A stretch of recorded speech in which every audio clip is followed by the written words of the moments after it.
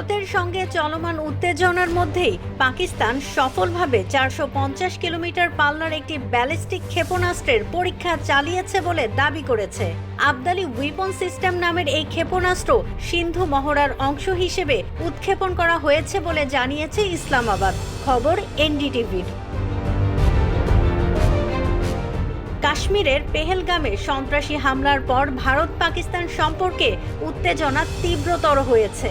এমন পরিস্থিতিতে পাকিস্তানের এই ক্ষেপণাস্ত্রের পরীক্ষাকে একটি গুরুতর উস্কানি হিসেবে দেখা হচ্ছে বলে জানিয়েছে ভারতীয় সরকারি সূত্র। এদিকে এক বিবৃতিতে পাকিস্তান সরকার বলেছে, ক্ষেপণাস্ত্রটির উৎক্ষেপণের লক্ষ্য ছিল সেনাবাহিনীর প্রস্তুতি যাচাই এবং ক্ষেপণাস্ত্রের উন্নত নেভিগেশন সিস্টেম ও গতিশীলতা পরীক্ষা করা। এতে আরও বলা হয়, এর সফল উৎক্ষেপণের মাধ্যমে প্রধানমন্ত্রী শাহবাজ শরীফ ও সামরিক বাহিনীর শীর্ষ কর্মকর্তারা সেনাবাহিনীর প্রস্তুতি এবং প্রযুক্তিগত সক্ষমতার প্রতি পূর্ণ আস্থা প্রকাশ করেছেন।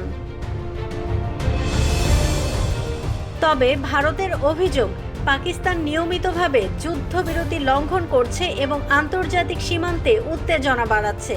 পেহেলগাম হামলার পর থেকেই পাকিস্তানি নেতাদের উস্কানিমূলক বক্তব্য বেড়েছে। এদিকে পাকিস্তানের তথ্যমন্ত্রী আতাউল্লাহ 29 এপ্রিল দাবি করেছিলেন, ভারত 36 ঘন্টার মধ্যে পাকিস্তানে হামলা চালাতে পারে, যদিও সেই সময়সীমা অনেক আগেই পেরিয়ে গেছে। একই দিন প্রতিরক্ষা মন্ত্রীও বলেছিলেন, যদি কিছু ঘটার থাকে তা 2 থেকে 3 দিনের মধ্যেই ঘটবে। গত 22 এপ্রিল জম্মু কাশ্মীরের পর্যটন কেন্দ্র বৈশারণ উপত্যকায় সন্ত্রাসী হামলায় কমপক্ষে 26 জন নিহত হন, যাদের মধ্যে ছিলেন একজন নেপালি পর্যটক ও একজন স্থানীয় ঘোড়সাওয়ার।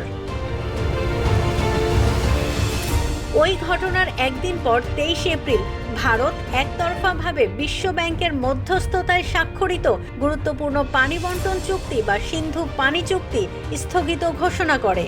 আর এর পরদিনই অর্থাৎ 24 এপ্রিল পাকিস্তান পাল্টা হুঁশিয়ারি দিয়ে জানায় যে তারা 1972 সালের সিমলা চুক্তি কার্যকরভাবে স্থগিত করতে পারে এবং ভারতের জন্য আকাশসীমা বন্ধ করে দিতে পারে।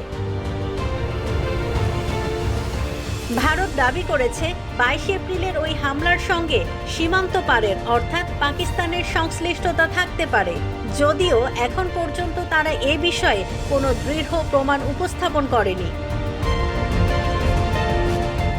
বিপরীতে পাকিস্তান এ অভিযোগ জোরালোভাবে অস্বীকার করেছে। পাকিস্তানের প্রধানমন্ত্রী শাহবাজ শরীফ এ ঘটনার স্বাধীন তদন্তের দাবি জানিয়েছেন, যাতে সত্য উদ্ঘাটন হয়। এসব ঘটনায় দুই দেশের মধ্যে কূটনৈতিক টানাপোড়েনের পাশাপাশি সামরিক প্রস্তুতিও বাড়ছে। তারই মধ্যে পাকিস্তানের এই ক্ষেপণাস্ত্র উৎক্ষেপণ দক্ষিণ এশিয়ার নিরাপত্তা পরিস্থিতিকে আরও জটিল করে তুলেছে বলে মনে করছেন বিশ্লেষকরা।